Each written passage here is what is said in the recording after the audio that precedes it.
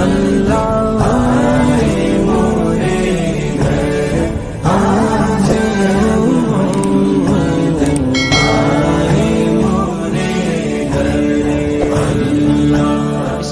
الرحمن الرحیم۔ الف لام را، یہ حروف مقطعات ہیں۔ اس کا معنی اللہ اور اس کا حبیب جانتا ہے، یا تو وہ جانتا ہے یا اس کا محبوب جانتا ہے۔ پر اس کو توڑ توڑ کے پڑھتے اس لیے ہیں کیونکہ ان کا نام ہی حروف مقطعات ہیں۔ مقطع، قطع کا مطلب ہوتا ہے کاٹ دینا، توڑ دینا۔ تو حروف مقطعات کا مطلب وہ حروف جنہیں توڑ توڑ کے پڑھا جاتا ہے، انہیں ایک ساتھ ہچ کر کے نہیں پڑھ سکتے۔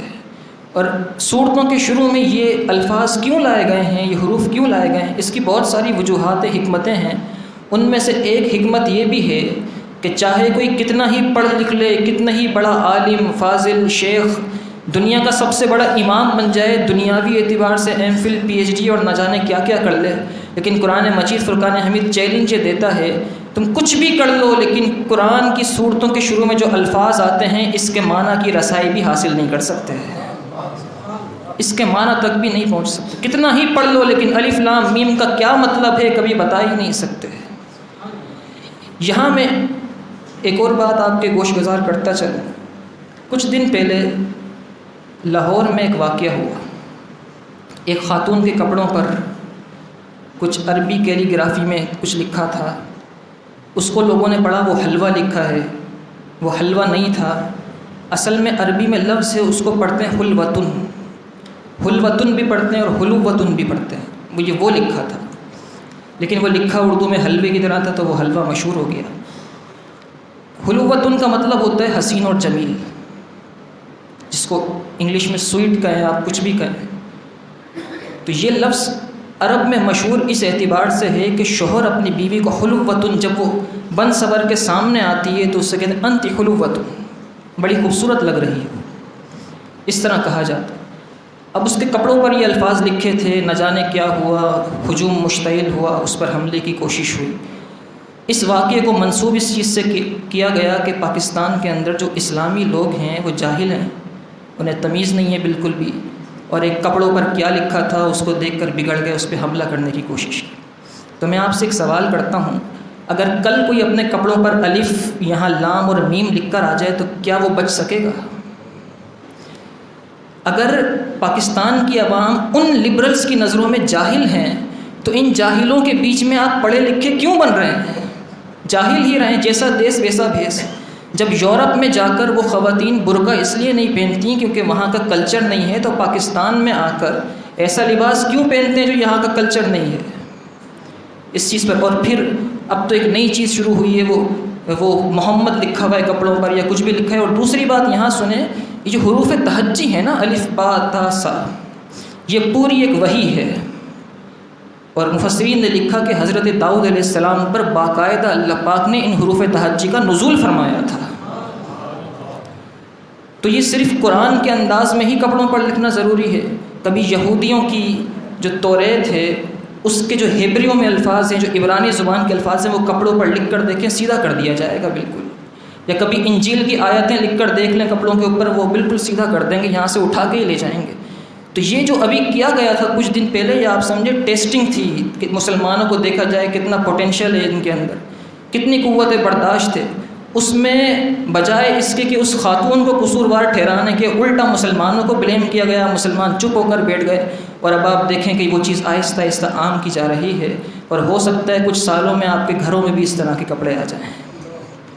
تو آپ لوگوں کو جہاں اس طرح کے کپڑے دکھیں، اپنے خاندان میں خواتین لیتے ہوئے نظر آئیں یا ویسے بھی نظر آئیں، تو ان کی حوصلہ شکنی کیجیے، انہیں خریدنے سے منع کیجیے۔ جب اس کی حوصلہ شکنی کی جائے گی تو یہ آہستہ آہستہ خود ہمارے معاشرے سے ختم ہو جائے گا۔ اگر نہیں کیا گیا تو بعید نہیں ہے، دور نہیں ہے کہ ہماری خواتین کے پائنچوں پر قرآن کی آیتیں لکھی ہوئی آنا شروع ہو جائیں گی، کیونکہ جب یہاں تک پہنچ سکتی ہے بات، جب حروف تہجی اور الفاظ آ سکتے ہیں تو پھر آگے بہت آگے تک جا سکتی ہے بات۔ بھائی ایک وقت تھا اخبار میں گستاخانہ خاکہ شائع ہونے کا اعلان ہوتا تھا، پوری دنیا میں ہنگامے ہوتے تھے، معاملات ٹھنڈے ہوتے ہوتے ہوتے یہاں تک پہنچ گئے کہ فرانس کی سرکاری عمارت پر حضور کا خاکہ بنا کے لٹکایا گیا، کسی نے کچھ نہیں کہا، یوز ٹو ہو گئے نا، عادی ہو گئے۔ جب عادی ہو جاتے ہیں کسی چیز کے تو اس کی اہمیت اور قدر و قیمت ختم ہو جاتی ہے۔ اللہ پاک ہمارے ایمان کی حفاظت فرمائے، ہمارے لوگوں کو عقل سلیم عطا فرمائے۔ اللہ پاک ارشاد فرماتا ہے نحن نقص علیک احسن القصص، اے حبیب ہم آپ پر سب سے اچھا قصہ بیان کر رہے ہیں، بما اوحینا الیک ھذا القرآن، جو ہم نے آپ کو اس قرآن کے ساتھ وحی فرمایا ہے۔ وہ واقعہ کیا ہے؟ حضرت یوسف علیہ السلام کا۔ حضرت یوسف علیہ السلام بیٹے ہیں حضرت یعقوب علیہ السلام کے، اور حضرت یعقوب علیہ السلام بیٹے ہیں حضرت اسحاق علیہ السلام کے، اور حضرت اسحاق علیہ السلام بیٹے ہیں حضرت ابراہیم علیہ السلام کے۔ تو نبی پاک صلی اللہ علیہ وسلم جب حضرت یوسف علیہ السلام کا تعارف کرواتے تھے تو اس طرح کہا کرتے تھے کریم ابن کریم ابن کریم ابن کریم یوسف بن یعقوب بن اسحاق بن ابراہیم، یعنی کریموں کی لائن ہے، یہ خود بھی کریم ہیں، یہ خود بھی نبی ہیں، ان کے والد بھی نبی ہیں، دادا بھی نبی ہیں، پردادا بھی نبی ہیں، یوسف بن یعقوب بن اسحاق بن ابراہیم۔ حضرت یوسف علیہ السلام کی عمر تھی، بعض نے کہا 12 سال کے تھے، بعض نے کہا 7 سال کے تھے۔ آپ نے خواب دیکھا، خواب یہ دیکھا کہ 11 ستارے، چاند اور سورج حضرت یوسف علیہ السلام کو سجدہ کر رہے ہیں۔ آپ نے یہ خواب جا کے حضرت یعقوب علیہ السلام کو بتایا کہ میں نے خواب یہ دیکھا ہے کہ 11 ستارے ہیں، چاند ہے، سورج ہے، اور مجھے سجدہ کر رہے ہیں۔ تو حضرت یعقوب علیہ السلام نے فرمایا قال یا بنی، اے میرے بیٹے، لا تقصص رؤیاک علی اخوتک، اپنا یہ خواب اپنے بھائیوں کو بیان مت کرنا، فیکید لک کیدا، اگر بیان کر دیا تو وہ تمہارے ساتھ چال چلیں گے، تمہیں نقصان پہنچائیں گے۔ یہ بڑا مبارک خواب ہے، اپنے بھائیوں کو بیان مت کرنا۔ یہاں ایک بات یاد رکھیں کہ جو خواب ہم دیکھتے ہیں وہ ہر کسی کو بیان نہیں کیے جاتے ہیں۔ بعض لوگوں کی یہ عادت ہوتی ہے رات کو خواب دیکھا، صبح کو دکان پہ بیٹھ کے پورے گاہکوں کو بتا رہے ہوتے ہیں میں نے یہ دیکھا، یہ دیکھا، ہوا چل رہی تھی، بارش ہو رہی تھی، یہ ہو رہا تھا۔ خواب بیان ہر ایک سے نہیں کرنا چاہیے۔ خواب صرف صحیح العقیدہ عالم باعمل اور جس سے ضرر کا اندیشہ نہ ہو، نقصان کا اندیشہ نہ ہو، اس کو بیان کرنا چاہیے، اور اس کو بیان کرنا چاہیے جنہیں خوابوں کی تعبیر کا علم ہو، کیونکہ یہ خواب بعض اوقات سچے بھی ہوتے ہیں۔ بلکہ نبی پاک صلی اللہ علیہ وسلم اور علماء نے لکھا کہ نبوت کی جو وحی کے 27 درجے ہیں، 27واں درجہ سچے خواب ہیں۔ اللہ پاک جو اپنے بندوں کو پیغام دیتا ہے اس کے اگر 27 درجے بنائے جائیں تو 27واں درجہ خواب کی صورت میں ہوگا، یعنی خواب بھی سچے ہوتے ہیں۔ تو خواب انہوں نے دیکھا کہ 11 ستارے، چاند اور سورج ہمیں سجدہ کر رہے ہیں۔ آپ کے والد نے منع کیا اپنے بھائیوں کو بیان نہ کرنا، لیکن کسی طریقے سے بھائیوں کو یہ خواب پتہ چل گیا۔ حضرت یعقوب علیہ السلام کے 12 بیٹے تھے، 10 بیٹے کسی اور زوجہ سے تھے اور 2 بیٹے دوسری زوجہ سے تھے۔ وہ 2 بیٹے جو دوسری زوجہ سے تھے ان میں ایک حضرت یوسف علیہ السلام تھے اور ایک حضرت بنیامین تھے، اور باقی کے 10 بیٹے کسی اور زوجہ سے تھے۔ حضرت یوسف علیہ السلام کی پیشانی میں نور نبوت چمکا کرتا تھا، کیونکہ آپ اللہ کے نبی تھے، اللہ پاک کے مقرب تھے، تو آپ کی پیشانی میں نبوت کا نور چمکتا تھا۔ اسی لیے یعقوب علیہ السلام حضرت یوسف علیہ السلام سے زیادہ محبت کیا کرتے تھے۔ جب زیادہ محبت تھی تو باقی کے جو 10 بھائی تھے، ان کے سگے بھائی کے علاوہ جو باقی کے 10 بھائی تھے، ان کے دل میں رنجش پیدا ہوئی کہ ہمارے والد ان سے زیادہ محبت کرتے ہیں، ان سے زیادہ پیار کرتے ہیں، کیوں نہ یوں کیا جائے حضرت یوسف علیہ السلام کو نگاہوں کے سامنے سے ہٹا دیا جائے۔ یعقوب علیہ السلام کی نگاہوں کے سامنے سوچتے رہا کرتے تھے کیا کریں کیا کریں۔ ایک دن حضرت یوسف علیہ السلام کے بھائی آئے یعقوب علیہ السلام کے پاس اور کہنے لگے بابا جان، بکریاں چرانے کے لیے ہم جا رہے ہیں، ایک کام کریں یوسف کو ہمارے ساتھ بھیج دیں، جاتا نہیں ہے، اب بڑا ہو گیا ہے، ہمارے ساتھ بکریاں چرانے جائے گا، بکریاں چرانی آئیں گی، اسے مستقبل میں اس نے کام کرنا ہے، مضبوط ہوگا جنگل میں جا کے۔ تو حضرت یعقوب علیہ السلام نے منع فرمایا، آپ نے فرمایا کہ نہیں، میں جانے نہیں دے سکتا۔ بھائیوں نے ضد کی تو یعقوب علیہ السلام نے فرمایا مجھے ڈر یہ ہے کہ ایسا نہ ہو کہ تم کھیلتے ہوئے آگے چلے جاؤ، چراتے ہوئے بکریاں آگے چلے جاؤ، اور یوسف کو پیچھے چھوڑ دو، کوئی بھیڑیا ہے میرے یوسف کو کھا کر چلا جائے، مجھے ڈر لگتا ہے اس لیے میں چھوڑوں گا نہیں۔ تو بھائیوں نے کہا کہ بابا جان ہم 10 بھائی ہیں اور 10 کے 10 یوسف علیہ السلام سے بڑے ہیں، ہمارے بھائی کو کوئی نقصان کیسے پہنچا سکتے، ہم پر اعتماد کریں، جانے دیں ہمارے ساتھ۔ یعقوب علیہ السلام نے فرمایا چلو لے جاؤ۔ اب اجازت ملنے کے بعد یہ بھائی یوسف علیہ السلام کو لے کر بکریاں چرانے کے لیے چلنے لگے۔ جب تک گلی سے یعقوب علیہ السلام دیکھ رہے تھے ان بھائیوں کو تو بھائی بڑی محبت کا اظہار کر رہے تھے۔ کبھی ایک بھائی یوسف علیہ السلام کو کاندھے پہ اٹھاتا، پھر کبھی دوسرا اٹھاتا، پھر تیسرا اٹھاتا، گودوں میں اٹھاتے ہوئے چلتے۔ لیکن جیسے ہی گلی سے مڑے والد کی آنکھوں سے اوجھل ہوئے، بھائیوں نے یوسف علیہ السلام کو اٹھا کے زمین پر پٹک دیا اور لاتوں سے مارنا شروع کیا۔ یوسف علیہ السلام کسی دوسرے بھائی کو پکارتے مدد کے لیے تو وہ آ کے اور مارتا۔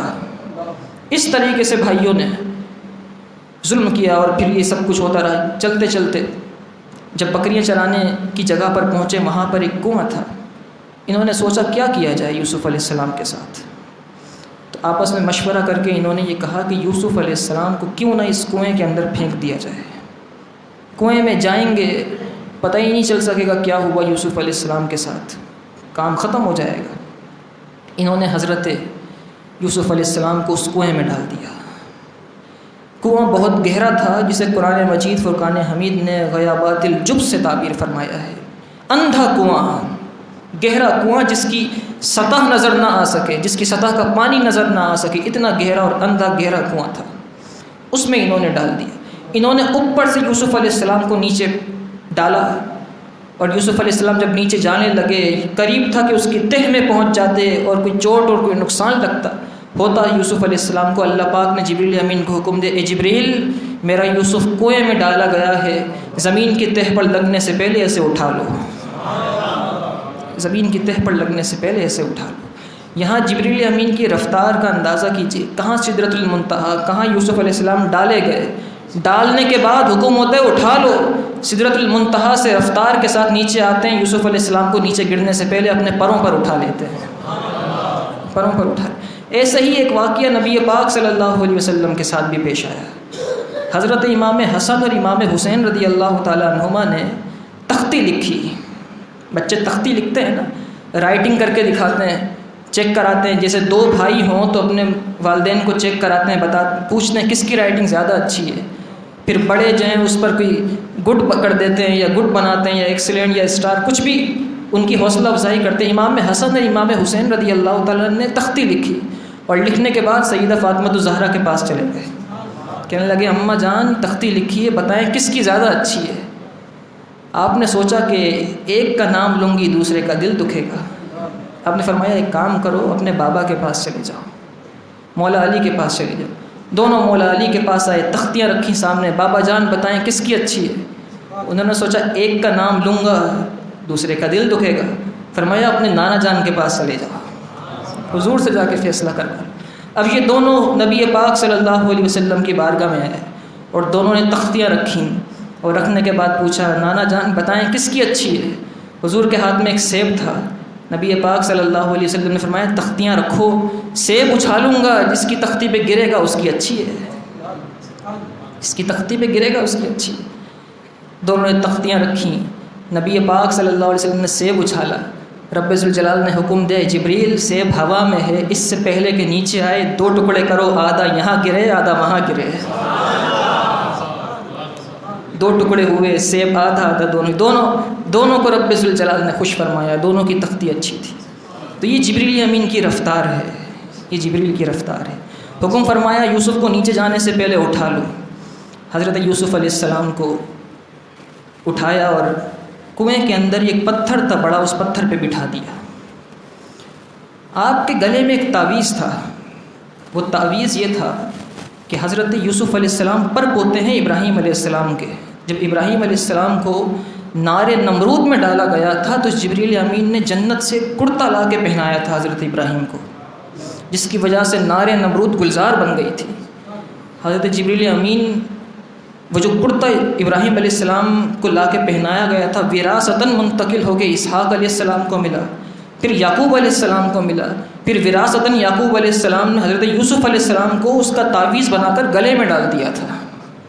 حضرت جبریل امین نے وہ کرتا تعویذ میں جو بنا تھا وہ نکالا، کھولا، جیسے یوسف علیہ السلام کو پہنایا پورا کنواں روشن ہو گیا۔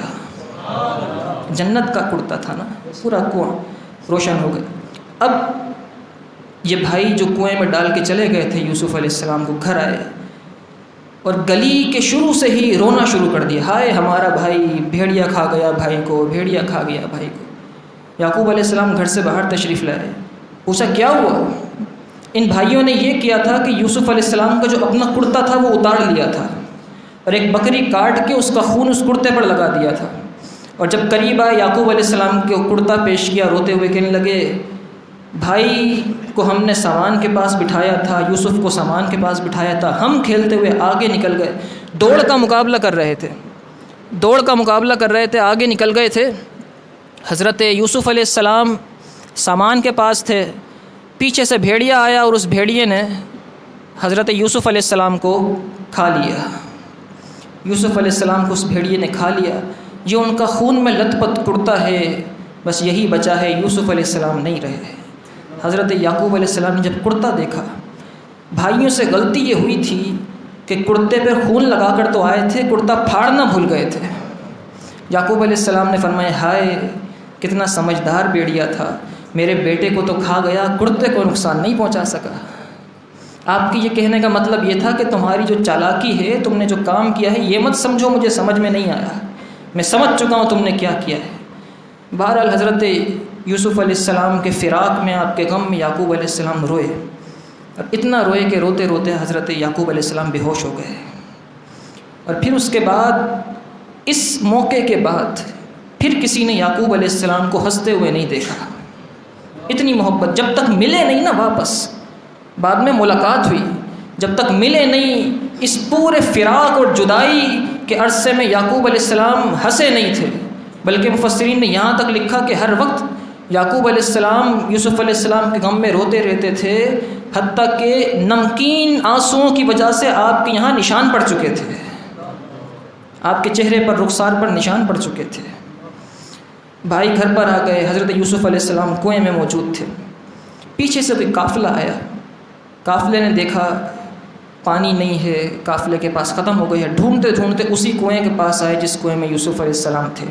اچھا، یہ کنواں جس میں یوسف علیہ السلام ڈالے گئے تھے، یہ کھارے پانی کا کنواں تھا، لیکن جیسے ہی آپ کو اس پتھر پر بٹھایا گیا جو اس کنویں کے اندر تھا، اور آپ نے اپنے پاؤں پانی میں ڈالے، آپ کے پاؤں کی برکت سے وہ کھارا کنواں میٹھا ہو گیا، کھارا کنواں میٹھا ہو۔ حضرت یوسف علیہ السلام کے اس کنویں کے اندر اوپر سے ڈول ڈالا ان مسافروں نے، ڈول جیسے ہی نیچے پہنچا، حضرت یوسف علیہ السلام اس ڈول میں بیٹھے اور بیٹھ کر باہر تشریف لے آئے۔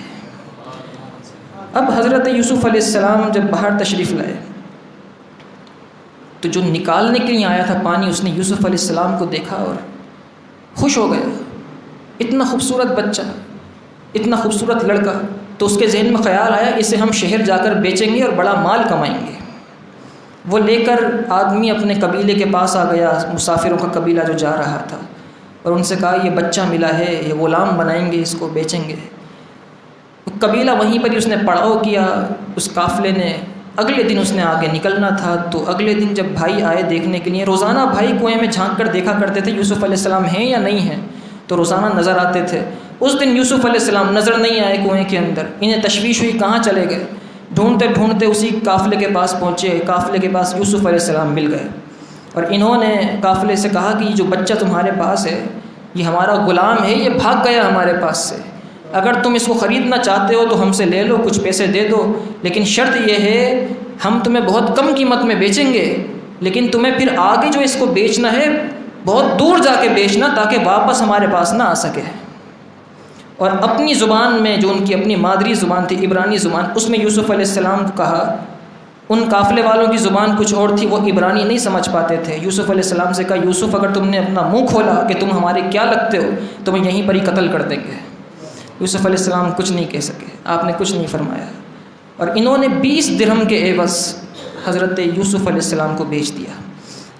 اگر 2500 روپے تولے چاندی کے حساب سے لگایا جائے، میں نے اس کا 2500 روپے چاندی کے حساب سے 20 درہم کی قیمت کیلکولیٹ کی، تقریباً 16 سے 18 ہزار روپے بنتے ہیں۔ یعنی اس قیمت میں یوسف علیہ السلام کو انہوں نے ان کے ہاتھوں بیچ دیا۔ اب وہ قبیلے والے قافلے والے لے کے یوسف علیہ السلام کو آگے چلے اور مصر کے بازار میں آ گئے۔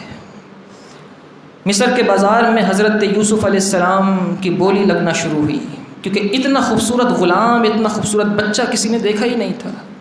بلکہ علماء نے لکھا ہے کہ اگر دنیا میں جتنے حسین و جمیل لوگ ہیں ان کے حسن کو تقسیم کیا جائے، پوری دنیا کے حسن کو ایک ساتھ جمع کیا جائے اور اس کے 7 حصے کیے جائیں تو 6 حصوں کا حسن یوسف علیہ السلام کو ملا ہے، 1 حصہ پوری دنیا میں بٹا ہے۔ اتنے حسین و جمیل تھے۔ اسی لیے سیدہ عائشہ صدیقہ رضی اللہ تعالی عنہ نے نبی پاک صلی اللہ علیہ وسلم سے ایک چاندنی رات میں پوچھنے لگی، یا رسول اللہ، حسن یوسف بڑا مشہور ہے، یوسف علیہ السلام کی خوبصورتی بڑی مشہور ہے، ذرا یہ بتائیں آپ سے بھی زیادہ حسین تھے کیا؟ یا رسول اللہ، آپ سے بھی زیادہ خوبصورت تھے کہ یوسف علیہ السلام؟ تو نبی پاک صلی اللہ علیہ وسلم نے ارشاد فرمایا، میرے بھائی یوسف علیہ السلام کو اللہ پاک نے بہت حسن سے نوازا، مگر فرق یہ ہے کہ میرے بھائی یوسف کو اللہ پاک نے حسن صباحت دیا تھا، مجھے حسن ملاحت دیا ہے۔ اب علماء نے اس کی تفسیر یہ لکھی، حسن صباحت اور ملاحت میں فرق یہ ہے، حسن صباحت کا مطلب ہوتا ہے میٹھا حسن اور ملاحت کا مطلب ہوتا ہے نمکین حسن۔ تو حسن صباحت کا مطلب یہ تھا، یوسف علیہ السلام کا حسن یہ تھا کہ کوئی آپ کو دیکھتا تھا تو دیکھ نہیں پاتا تھا، اتنے حسین و جمیل اور چمکدار تھے یوسف علیہ السلام۔ تو حضور فرما رہے ہیں کہ یوسف علیہ السلام کو حسن صباحت ملا، مجھے ملاحت ملا، یعنی یوسف علیہ السلام کو کوئی دیکھتا تو دیکھ نہیں پاتا تھا، مجھے کوئی دیکھتا ہے تو دیکھتا ہی رہ جاتا ہے، مجھے کوئی دیکھتا ہے تو دیکھتا ہی رہ جاتا ہے۔ یہ حسن صباحت اور ملاحت کا فرق تھا۔ حضرت اب وقت تقریباً پورا ہو چکا ہے انشاءاللہ تعالی، جی چلیں کچھ آگے اور چلتے ہیں۔ حضرت یوسف علیہ السلام کو اب بازار مصر میں لایا گیا۔ جب پہنچے مصر کے بازار میں یوسف علیہ السلام تو بولیاں لگنی شروع ہوئیں، خریدار آ گئے، لیکن اتنی قیمت کون دے سکتا تھا جو یوسف علیہ السلام کو خرید سکے۔ بالآخر وزیر آ گیا جو کہ عزیز مصر تھا، بادشاہ مصر آ گیا اور اس نے یوسف علیہ السلام کو قیمت دے کر خریدا۔ اور قیمت کیا تھی حضرت یوسف علیہ السلام کی؟ وہ قیمت یہ تھی کہ یوسف علیہ السلام کو ایک ترازو میں رکھا گیا۔ پہلے حضرت یوسف علیہ السلام کے وزن کے برابر سونا رکھا گیا، پھر آپ کے وزن کے برابر چاندی رکھی گئی، پھر آپ کے وزن کے برابر مشک رکھی گئی، پھر آپ کے وزن کے برابر عنبر رکھی گئی، پھر آپ کے وزن کے برابر اس زمانے کی اعلیٰ ترین ریشم رکھی گئی۔ یعنی یوسف علیہ السلام کے وزن کے برابر ان ساری چیزوں کو تولا گیا اور اس کے بدلے یوسف علیہ السلام کو خریدا گیا۔ اتنے قیمتی یوسف علیہ السلام۔ اب یوسف علیہ السلام بادشاہ مصر کے محل میں آ گئے۔ عزیز مصر کی زوجہ تھیں حضرت زلیخا، ان کے اولاد نہیں تھی، تو عزیز مصر نے کہا یہ بیٹا ہے، یہ بچہ ہے، اسے ہم پالیں گے، پال کے بڑا کریں گے، یہ ہمارے کام آئے گا، اس کی خاطرداری کرنا، اس کا خیال رکھنا۔ اس وقت یوسف علیہ السلام کی عمر کے بارے میں 2 اقوال ہیں۔ پہلا قول تو یہ ہے کہ آپ 13 سال کے تھے، دوسرا قول یہ ہے کہ آپ 17 سال کے تھے، آپ 17 سال کے تھے۔ یہ 2 قول حضرت یوسف علیہ السلام کی عمر کے بارے میں ملتے ہیں۔ آپ کا حسن اتنا تھا کہ حضرت یوسف علیہ السلام جب محل میں آئے تو اللہ پاک فرما رہے وَكَذَلِكَ مَكَّنَّا لِيُوسُفَ فِي الْأَرْضِ، اس طرح ہم نے یوسف علیہ السلام کو زمین میں اعلیٰ ترین ٹھکانہ عطا فرما دیا۔ یعنی زندگی اتار چڑھاؤ کا نام ہے۔ ایک وقت تو وہ تھا کہ جب بھائی زمین پر مار رہے تھے، لاتیں مار رہے تھے، نعوذ باللہ من ذالک، کو کنویں میں ڈال کر آ گئے تھے، اندھے کنویں کے اندر ڈال کے آ گئے تھے۔ پھر ایک وقت وہ تھا کہ صرف 20 درہم میں بیچے گئے، پھر ایک وقت وہ تھا کہ اتنی اعلیٰ قیمت میں بیچے گئے۔ اب کنویں سے نکال کے اللہ پاک نے انہیں محل میں پہنچا دیا تھا، اور محل کے اندر آپ کی اعلیٰ ترین خدمت ہوا کرتی۔ واللہ غالب علی امرہ، اللہ پاک ارشاد فرماتا ہے اسی آیت کے اندر جہاں حضرت یوسف علیہ السلام کو بادشاہ مصر کے محل میں ٹھکانہ دینے کا ذکر ہے نا، اسی آیت کے آخر میں اللہ فرماتا ہے واللہ غالب علی امرہ، اللہ اپنے معاملات پورے کرنے پر غالب ہے۔ ولکن اکثر الناس لا یعلمون، لیکن اکثر لوگ جانتے نہیں ہیں، اکثر لوگ جانتے نہیں ہیں۔ ولما بلغ اشدہ آتیناہ حکما وعلما، اور جب یہ اپنی عمر کو پہنچے ہم نے انہیں علم اور حکمت عطا فرمائی۔ وکذالک نجزی المحسنین، اور اسی طریقے سے ہم احسان کرنے والوں کو جزا دیتے ہیں۔ حضرت زلیخا جو ہیں وہ حضرت یوسف علیہ السلام کے حسن میں، ان کے خوبصورتی میں مبتلا ہوئیں، اور پھر حضرت زلیخا نے حضرت یوسف علیہ السلام کو اپنی طرف مائل کرنے کی کوشش کی۔ قرآن مجید فرقان حمید نے بڑے صاف الفاظ میں اور پاکیزہ الفاظ میں اس چیز کا ذکر فرمایا ہے وَرَاوَدَتْهُ الَّتِي هُوَ فِي بَيْتِهَا عَن نَفْسِهِ، اور جس کے گھر میں یوسف علیہ السلام تھے اس نے یوسف علیہ السلام کو اپنے نفس کی طرف مائل کرنے کی کوشش کی۔ وَغَلَّقَتِ الْأَبْوَابَ، اور دروازے بند کر دیے۔ وَقَالَتْ هَيْتَ لَكَ، اور فرمایا ادھر آئیے۔ قَالَ مَعَاذَ اللَّهِ، آپ نے فرمایا میں اللہ کی پناہ میں آتا ہوں۔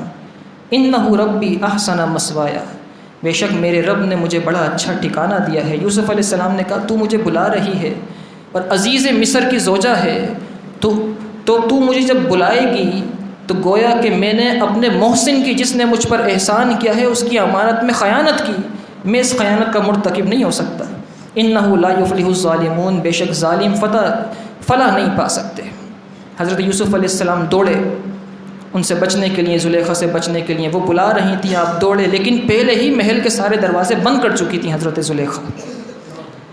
آپ دوڑے، جیسے ہی محل کے دروازے پر پہنچے محل کا دروازہ کھل گیا اور سامنے عزیز مصر کھڑا تھا۔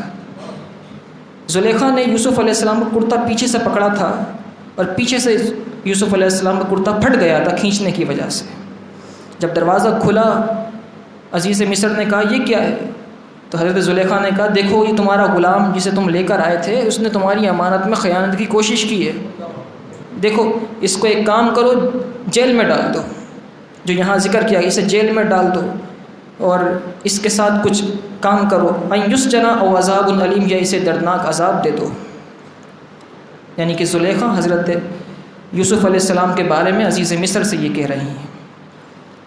حضرت یوسف علیہ السلام نے فرمایا میں ایسا نہیں ہوں، اگر تمہیں مجھ پر شک ہے تو وہ سامنے جھولے کے اندر ایک 4 مہینے کا بچہ موجود ہے، جا کے اس سے گواہی لے لو، وہ بتا دے گا کیا ہے۔ یہاں پر ایک اور بات سمجھنے کی ہے کہ انبیاء کرام کو اللہ پاک یہ شان دیتا ہے کہ وہ چاہیں تو 4 مہینے کے بچوں سے بلوا سکتے ہیں، ورنہ 4 مہینے کا بچہ بولتا نہیں ہے۔ اب عزیز مصر، زلیخا، یوسف علیہ السلام تینوں مل کے اس بچے کے پاس گئے، اس بچے سے جا کے کہا ہاں تم کیا کہتے ہو اس سب کے بارے میں؟ اس بچے نے کہا دیکھو قمیض اگر آگے سے پھٹی ہے تو یوسف علیہ السلام خطاوار ہیں، قمیض اگر پیچھے سے پھٹی ہے تو زلیخا خطاوار ہے۔ قمیض دیکھی گئی تو قمیض پیچھے سے پھٹی تھی، قمیض پیچھے سے پھٹی تھی۔ عزیز مصر نے زلیخا کو ڈانٹا، لیکن بدنامی سے بچنے کے لیے کہ پورے شہر میں، پورے ملک میں میری بدنامی نہ ہو، زلیخا اور عزیز مصر دونوں نے مشورہ کر کے یوسف علیہ السلام کو ہی جیل میں ڈلوا دیا۔ اب کنویں سے نکلے تھے، محل گئے تھے، محل سے یوسف علیہ السلام جیل آ گئے، جیل میں تشریف لے آئے۔ انشاءاللہ اس کے بعد کیا ہوا وہ ہم آگے سماعت کریں گے۔ پھر وہ جو عورتوں نے انگلیاں کاٹیں اور اس کے بعد جیل سے کیسے باہر تشریف لائے، پھر بادشاہ کیسے بنے مصر کے، اور پھر اس کے بعد آپ کے بھائی کیسے آپ کے پاس آئے، اور وہ جو خواب دیکھا تھا بچپن میں کہ 11 ستارے، چاند اور سورج سجدہ کر رہے ہیں، وہ خواب کیسے پورا ہوا، انشاءاللہ کل یہ سب سماعت کریں گے۔ اللہ تعالی ہمیں قرآن مجید فرقان حمید سمجھنے کی توفیق عطا فرمائے۔ وآخر دعوانا الحمدللہ رب العالمین۔